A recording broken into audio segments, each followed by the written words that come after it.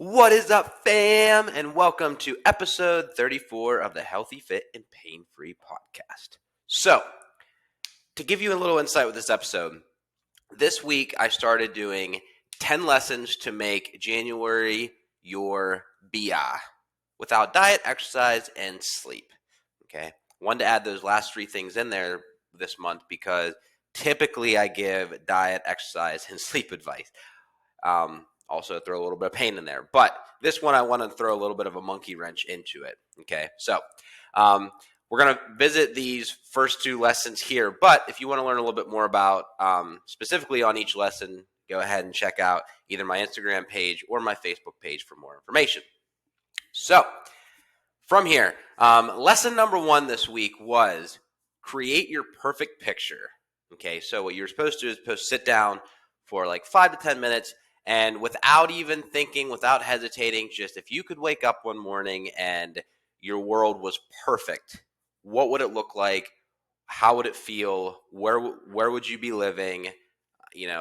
Would you have who would be waking up beside you? Would there be little ones running around? What would your perfect world look like? Then from that, I asked that you circle 3 specific things from there that you want to happen. Okay, 3 of the more important things in that perfect picture. And then you circle those 3 things, and those are going to be your action steps. Those are going to be the 3 things that you focus on for the month of January. And then, this is the best part, you take that perfect picture and you throw that son of a bitch away. Now, this surprises people because a lot of times, we hear about setting goals, we hear about vision boards, we hear about goal boards. We hear about the law of attraction, the sparkle in your eye, keeping that. And that's what drives you forward. And let's be honest, I'm going to cuss a little bit today. It's all horseshit. And here's why. And we're going to go into this a little bit today. Now, full disclosure, this is not, before you turn this off right away, this is not supposed to be a pessimistic view of what you do. And I'm not saying do not create goals, but you have to understand the origin of this stuff before you can really create valuable, qualitative-based principles to follow. And along with that, don't forget your values. If you don't know what your values are, figure those out too. We should have no more than 5 values that we follow. 3 huge ones, 5 at most values that you follow, because those 3 things you write down, they need to surround your values as well. So if you don't know what those are, if you don't even know where to start with those, you can obviously, as Claire says, consult the Oracle and see what's different descriptions or examples of values that are out there and things that you can follow. So without further ado, let's talk a little bit about goal setting. So goal setting is obviously beneficial. We need to have things that we want to strive for. But the problem with this is this creates expectations. And we are you've heard it so many different ways. We're our own worst enemy. We're our worst critic, blah, blah, blah, blah, blah. And that's because we tend to set unrealistic expectations based on the people or the things or the events around us. So, we're constantly comparing ourselves to others. Especially with social media now, it's very easy to scroll and see 10 different people who are having amazing lives. And here we are in our shithole of a house with our crap of a car and our angry spouse beside us who doesn't make us happy. And these are because we have these unreal expectations that we set. And this is what you have to understand with goal setting too, is whenever you sit down and you write out your goals, we look at we refer back to the perfect picture, and that's how we write these out. It's, I want to lose 30 pounds in, 3 months. Well, maybe you could do that, but at the same time, and yes, you should write things that write goals or, have visions that challenge you, but at the same time, don't set yourself up for failure either. And it's other things too. You open up a business and, we see these. I'll use me for a perfect example of this. So there's a guy that I kind of follow on Instagram, not really, but I look him up every so often, but he owns a meal prep company. And I remember whenever before I had my own business, I was constantly thinking about, what would it be like to own my own business? And I see this guy, and this guy has been in business for only a couple years, and he has Lamborghinis, and he's getting on private jets, and he's wearing all these nice clothes, and blah blah blah blah. And I think, if I just had my own business in a couple years, that would be me. That is not true. That is not how it works. And that's typically what we do, is because we don't have, our minds are made to find the most reliable, or things that, we can really latch on to, cling to from past experiences. And so when we don't have a sense of what true success, and when I say true success, I mean internal successes, we tend to try to find the comfort in other people's based off our perceptions. And so that's, what we like to cling to. And in addition to that, with, when setting these expectations, when setting these goals, it doesn't consider life. When I have people, when I used to be a clinical PT, I would have people come in, and I would set the expectation in the sense of, like, this is what, if you're giving me a full 10 out of 10 effort, this is what it looks like for you to get back to square one and then progress forward. But then I would also follow that up with, is understand that your life doesn't stop just because you got hurt. And that's what a lot of people don't realize, is they don't consider life. Like when Ryan and I sit down and we look at, the company, we look at where we want to go with the company, we look at, the members and how we want to provide more value and help them more and make, create better happiness in our culture. We also have taken into consideration the world right now. Consider COVID and how it continues to, rear its ugly head, but also, the fear that's in the world right now, the political problems that are in the world, how nutrition continues to change, and how the virtual world has become such a huge thing. We have to take these things into consideration, and that's a lot of times what we don't do. We sit down and we're like, all right, I'm going to create this big list, and because research says, which actually is BS. There is actually no hard facts to support this. Research says that when you write down your goals, you are at least 33% more likely to achieve them. Not true. But again, you shouldn't just frantically run throughout your life and think that you're going to achieve anything. But we sit down and we write these goals of, I am going to lose 20 pounds in 3 months. I am going to, increase my income by, 1% or 5% this year. I am going to start a family. I am going to, go on 3 vacations this year. So you sit down, you write these goals, and then what happens is you get sick. As soon as you set that goal, you get sick. And because you get sick, you aren't able to go to work, aren't able to perform as well as you could have. You have a lot of difficulty getting pregnant. And then you're playing catch up from all of this stuff, and then you don't end up going on those vacations because you didn't take into consideration that there might be setbacks. And now, again, I'm not trying to sound like a Debbie Downer here, but you just have to realize that life does come in the way, and that means that you're going to have to change things along the way, and you're going to have to learn to duck and move. Okay?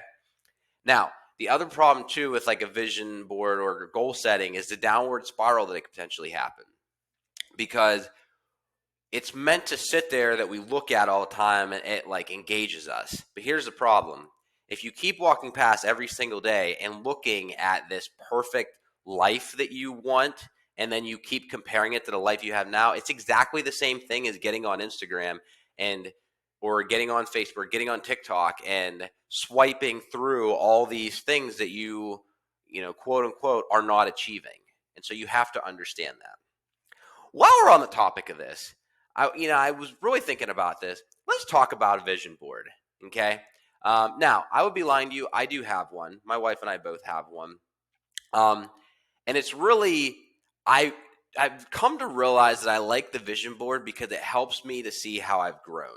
Not in the sense of the goals I've achieved, but when you first sit down and design your vision board, you have this idea in your mind of what perfect looks like. And then as you get older and your values evolve a little bit, and you grow and you mature, you realize what your vision board should actually look like. So to me, it's kind of cool to see how that transitions, and that's why I keep it up. But let's look at the vision board, okay? So despite what people understand, the vision board actually, again, I consulted the Oracle on this one, but the vision board earliest known orientation is in the United Kingdom in 2000, but in India in 1999. And in the UK, it was actually developed by city officials to create an idea of what they needed to do in the city to, improve their budgeting, but also make changes within the city. So this was actually just more of like so for instance, it's kind of like an idea board, or whenever, they're creating movies, they do all these different like screenplays and different, um, you know, uh, boards and stuff with that. It's kind of the same thing. It's kind of like what the vision board was for the cities. It was them putting all these ideas up there and then piecing it together, taking things away, stuff like that. In India, however, it was used more by big companies to create the vision of how to make more money, how to, provide more for the customer, but also to, again, save expenses, maybe not provide as much, provide a little less quality, but a little bit more quantity, basically. And so, again, it was more of an idea board just for these companies to look at. Instead of all these ideas floating around people's heads, they just put them up on this board because then they could actually see it. Okay. Now, in addition to that, there's also a thing called a mood board. Okay. And this is the earliest this is known has been 1989, when companies used to use what's called a mood board for fashion and home design. Okay. So we kind of already know of this is where, fashion companies, if you've ever seen, like Devil's Wears Prada or something like that. Not that I've ever really seen it, but just saying. If you ever see movies like that, they always post up like, they post up pictures, they post up different outfits and stuff like that, and then piece them together. And that's kind of their mood board, their vision board. But home designers use this a lot too, because they want to see, the whole thing about a house or a home, you could say, is the feng shui, the way things flow, the mood that it sets, the tone that it has. And so they do that by a mood board. Again, not trying to really dive too far down this, but I want to give you an idea of like where a vision board starts. Now, this is where it gets fun. The vision board then became popularized in 2013 by author Rhonda Byrne, who created the book The Secret. And The Secret is known as one of like the biggest, there's a few out there, but The Secret is one of the biggest self-help books around, because it started creating this big enthusiasm and like gorging towards the law of attraction. And if you're not sure what the law of attraction is, the law of attraction is basically states, and this is me just creating a terminology for it, not necessarily an actual definition of, but the law of attraction is basically like what you put out is what you get back.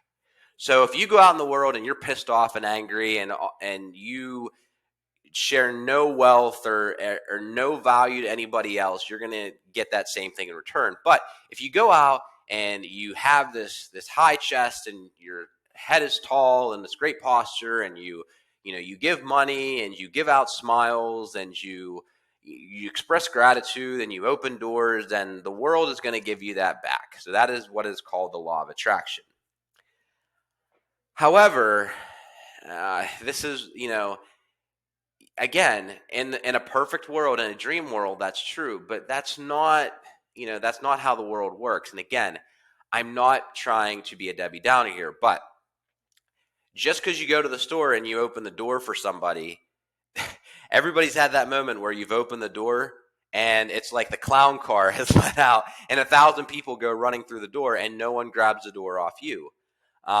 Or, there's those moments where if you've ever been a bartender or a waitress or something like that, where maybe you've been at the grocery store and you've walked past the Salvation Army guy and you throw a few bucks towards them, but then you go to your restaurant and you're working and someone gyps you on the tip, So again, yes, I believe in the law of attraction and the fact of we do need to be good people. We really need to enforce our values. We need to be optimistic, and we need to, try to put as much positivity in the universe as possible, because there's a lot of negativity out there. But, what the law of attraction states is not necessarily what happens. So again, not trying to take away from that, but this is where the vision board originates from, is stuff like this. And, things like The Secret, not taking away from, Rhonda Byrne, but it's a book. It's meant to make money. Yes, they're trying to give their knowledge out there, but if it wasn't like that, she would have just gave the book away for free. That's not how it is. They even made a movie about this. And so this is all about making money, and this is where people can profit off of stuff like this, ideas off of this. Now, looking a little bit further into the vision board, I've come across, I've read a few books with this. One it called The Anecdote, which is a great book. It kind of reverses, us being, optimistic, and how pessimism can actually kind of encourage personal growth, but less on, we won't go down that rabbit hole. But more psychology actually lately has shown that vision boards and setting goals can actually hurt us. And the reason being this is again, in the short term, it can help. We are humans. A lot of what we do runs off emotions. Okay. That's how we are unlike animals. We are logical, but we are also emotional. Animals they have an instinct, and that's what they do. But we as humans, we have the ability to perceive, these ideas, these thoughts, these emotions running through our head, and we can adjust before we react sometimes. Not all the time. But, when it comes to like a vision board, that's emotional. And what that can do is that can emotionally charge us. So in the short term, our goals, our vision, stuff like that, excuse me.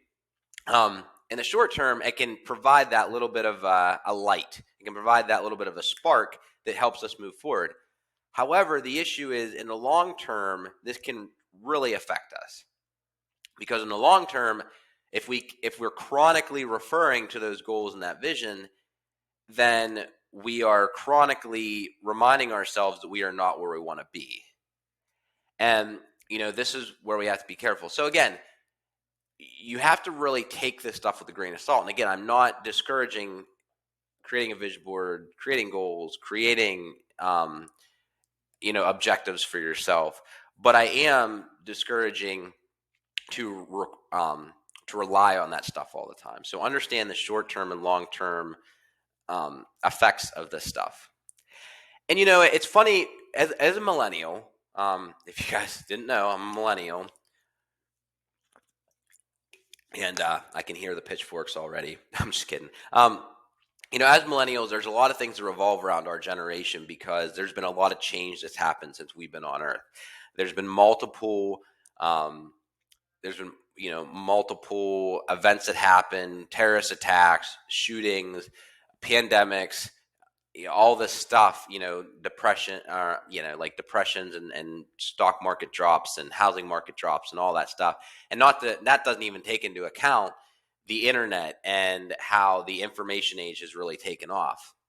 So there's a lot that surrounds us. And so there tends to be a lot of hate on the millennials.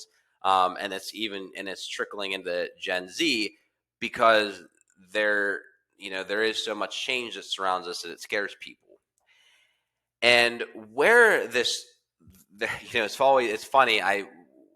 My wife and I were watching this show, Working Moms, a long time ago, or a few months ago. And if you never seen this show, it's about three women. Three women. One's a psychologist. One is an executive in a company, like a marketing executive in a company, and then one is a real estate agent. And all three of them have babies at the same time, and it shows how their lives are affected because they're working moms and they have babies. And it's supposed to be a comedy. However, if you've just had a baby, I do not recommend watching this show because it will send you into an emotional fireworks display, if you will. But on the one episode, they were talking about vision boards, and the one woman, now these are not, these are more Gen X, these moms. Gen Y is millennial, if you didn't know that.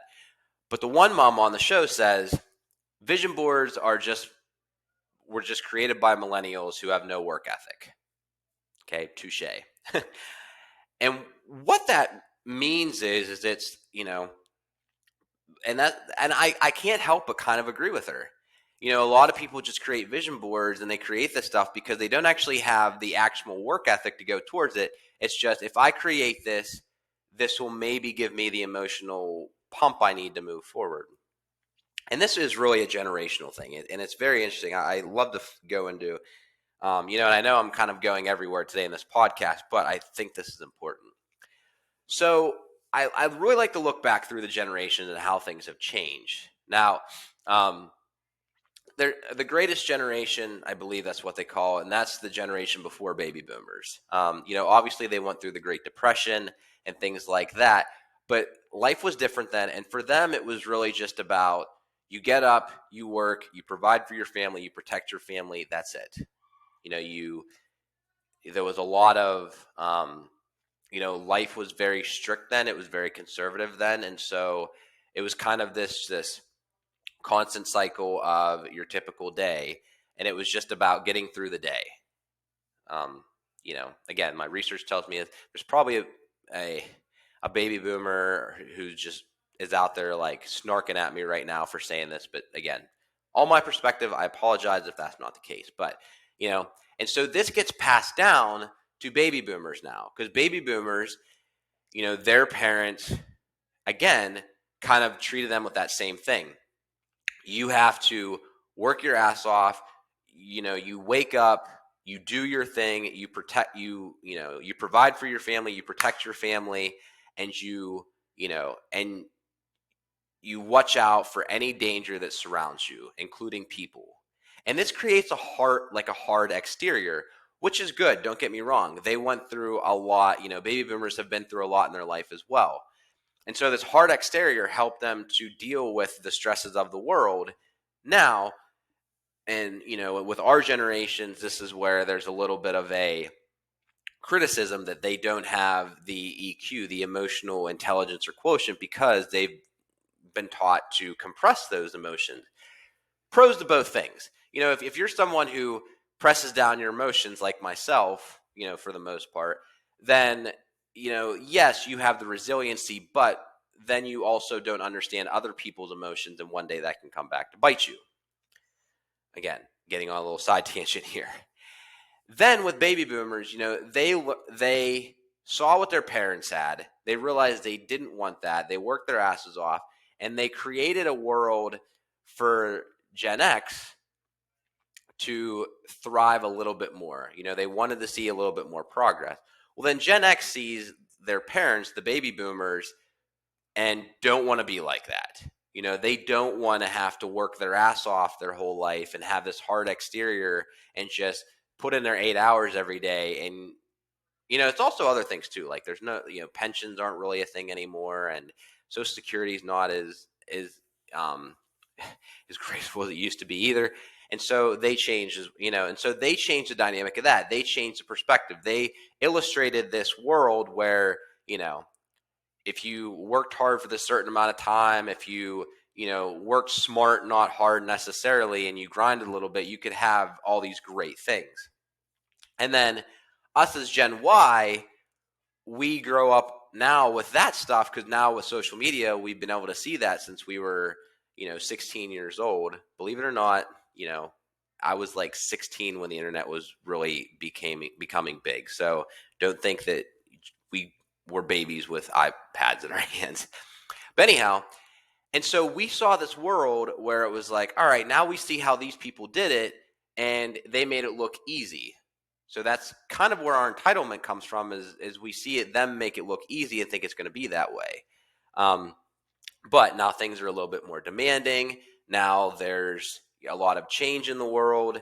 and it's not so easy, and things have definitely but anyhow, but now we're seeing how, psychology is a big thing, mental health is a big thing, emotional quotient is a big thing. And so we try to put an emotional spark on things with like vision boards and goals and all this stuff. And not to mention that, Gen X, maybe some baby boomers, they create these, they have these books, they have these movies, they have all of these scripts that kind of trickle down of like self-help and development. And this is what I did to get to the top. And so everyone feels like that's what they need to do. I am really on a tangent right now, and I apologize. But this is where the generation versus generation versus generation is where this stuff becomes so popularized. Is that everybody now is trying to find the easy thing because that's what we've been told. That's what we've been promoted. That's what has been marketed to us, is that there's all these, 10 easy steps and abs in 10 minutes. And this diet will make you lose 20 pounds in 2 weeks. And we get all these easy things, and that's what gets thrown at us. And again, it messes with our expectations. It messes with our perception of what reality truly is. And so that being said, this is why I come back to the original idea that I had, is that you need to create 3 actionable steps. You need to find 3 things in your perfect picture that you want to work towards, and no more than 3 things. One thing, you can definitely do 2, but no more than 3, because then your eyes are peeled in way too many directions. Now, with those three ideas that you want to work towards, this is where, again, and my tip was for, the next 2 weeks to just do one thing a day towards each of those 3 things. And, I want it to be something simple. Eat more veggies.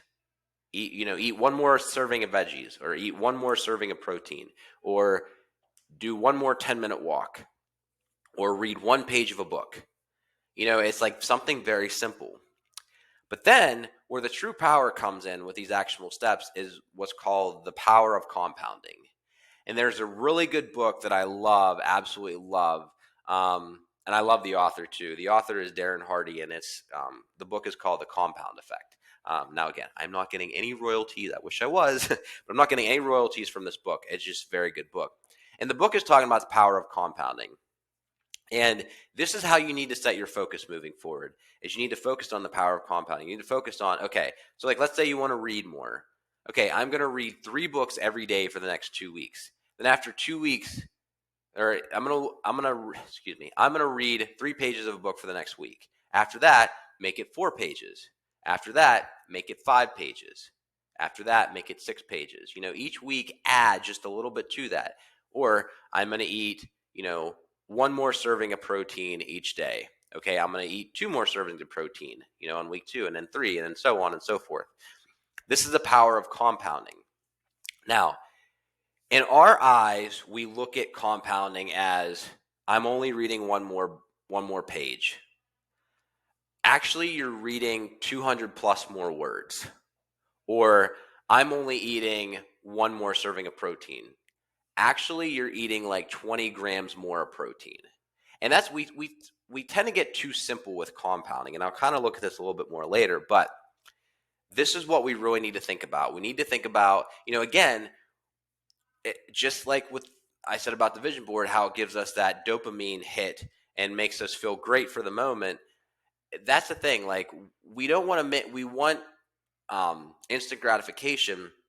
We don't want to take these little, compounding steps, but this is what leads to true progress. This is why people who invest in the stock market for long periods of time make a bunch of money. It's not because they invest, if they invest 10% every month into the stock market, it's not because of that 10%, it's because that 10% compounds. Okay. So again, I know that was a lot to throw at you, but in the generation thing, I just really wanted to get people to understand, like, this is why different generations think the way they do, is because of how they grew up around. So let's set your focus moving forward. So as you all know, I always love to end this podcast with 3 takeaways and 3 action steps. So action item number 1, use motivation for the short term but use your why for the long term. Now, I know even like using your why is a little cliche anymore too, but motivation, listening to music, if you're younger, like we grew up, like you listen to music, you put on a YouTube video that's like pumping, that's motivational. You pick up a book by like Zig Ziglar or someone like that, and it's just like, yeah, let's go. That stuff works for the short term. That might be a bump you need every so often, but truly going back to your values and those three things that you circled on your perfect picture and why you want to get better with those, that is your true why. That is what's going to affect you for the long term. And that's what's going to get you through the humps. Okay.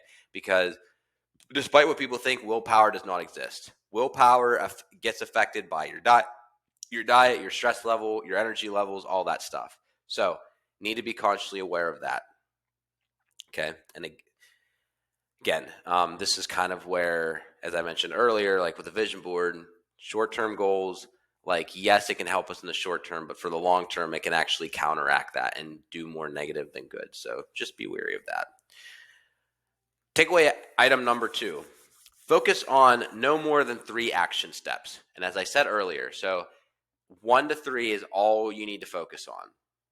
We tend to have these to-do lists that have 15 items on them, and if we check all 15 off by the end of the day, we're successful. Well, when you do that, you put yourself in a situation where you're relying on more quantity than quality. So 3 quality action steps every day. Read 1 more page. Have 1 more serving of vegetables. Drink 1 more glass of water. Spend 1 more hour with your family. Spend 30 more minutes working on that project. That depends on what your goal is, but this is truly what's going to help you in the long run. And action step number 5, have faith in compounding. Okay, have faith in the compounding of what you do.